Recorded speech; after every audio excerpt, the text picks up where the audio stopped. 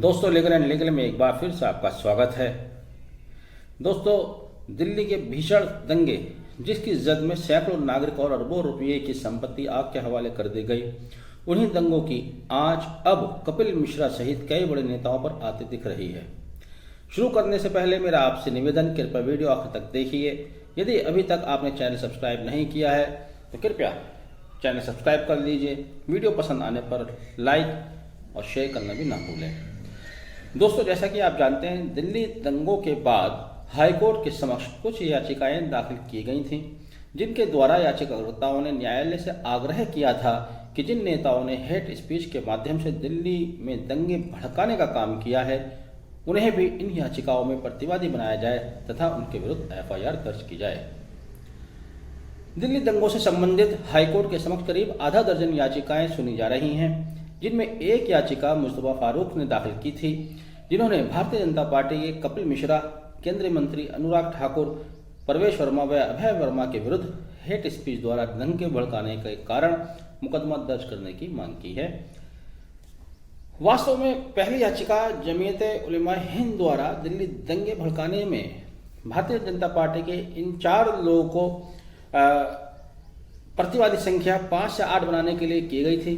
साथ ही उन्होंने यह भी मांग की गई थी कि दंगों की जांच हेतु SIT की गठन किया जाए। वहीं दूसरी याचिका, जिसमें लगभग 20 से ज़्यादा लोगों को मुलजिम बनाने या उनके खिलाफ FIR दर्ज करने का आग्रह किया गया है, वह याचिका लाइट्स वॉइस द्वारा दाखिल की गई है, जिसमें कांग्रेस पार्टी के राहुल गांधी, प्रियंका गांधी, सोनिया गांधी तथा आम आदमी पार्टी के अरविंद केजरीवाल, मनीष सिसोदिया, सामाजिक कार्यकर्ता हर्ष मंदर, महाराष्ट्र के पूर्व chief justice Kolse Patil, MM के असदुद्दीन ओवैसी, सौरभ भास्कर, ऐसे ही करीब 20 लोगों को मुलजिम बनाने के लिए इन्होंने इस याचिका के द्वारा आग्रह किया था हाईकोर्ट के समक्ष। एक अन्य याचिका जो कि CPIM के नेता वरिंदर करात द्वारा दाखिल की गई है, इन्होंने RAF, पुलिस व राज्य प्रशासन के ऊपर इल्ज़ाम लगाया है कि इनके दंगों के दौरान जो इनके कार्य करने का तरीका था वह संदिग्ध था, इनके खिलाफ जांच की जाए। दरअसल जमीयत उलेमा हिंद ने दिल्ली पुलिस की निष्क्रियता को लेकर आरोप लगाया था, जिस पर हाईकोर्ट द्वारा काफ़ी समय से सुनवाई नहीं की जा रही थी। मैं बता दूं, ये याचिकाएं करीब 2020-21 से ही पेंडिंग थी। तब ये दिसंबर 2021 में सुप्रीम कोर्ट गए। सुप्रीम कोर्ट में इन्होंने आग्रह किया कि सुप्रीम कोर्ट आदेश करे दिल्ली हाई कोर्ट को कि वो उनकी सुनवाई करे, जिस पर सुप्रीम कोर्ट ने इनकी याचिका स्वीकार करते हुए दिल्ली हाई कोर्ट को आदेश दिया कि इन याचिकाओं पर त्वरित सुनवाई करने के बाद 3 महीने के अंदर अंदर निस्तारित कर दिया जाए। यह याचिकाएं जस्टिस सिद्धार्थ मृदुल तथा अनूप कुमार की बेंच द्वारा सुनी जा रही हैं। 28 फरवरी 2022 को न्यायालय ने याचिकाओं पर उक्त नेताओं को नोटिस जारी करते हुए कहा कि हम पहले उनका पक्ष सुनना चाहेंगे। यदि उन्होंने विरोध किया तो हम उनको इसमें इम्प्लीड नहीं कर सकते। मामले की अगली सुनवाई हालांकि 22 मार्च को होनी है।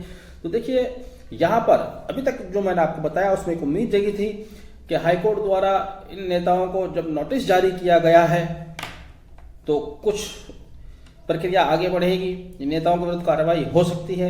लेकिन साथ ही हाईकोर्ट ने यह भी कह दिया कि हम पहले उनको अवसर देंगे, उनको सुना जाएगा। अगर वह विरोध करते हैं तो जाहिर में विरोध करेंगे, और यदि वह विरोध करते हैं तो इनको इस याचिका में इम्प्लीड नहीं किया जाएगा, इनको प्रतिवादी नहीं बनाया जाएगा।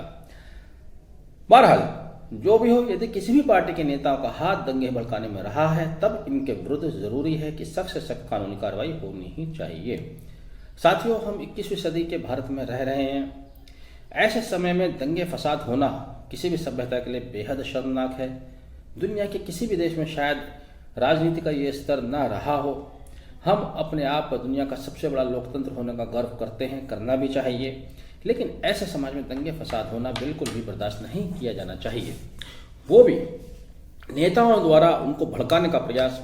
यहाँ हमारी मिली जुली संस्कृति, मिली जुली सभ्यता है।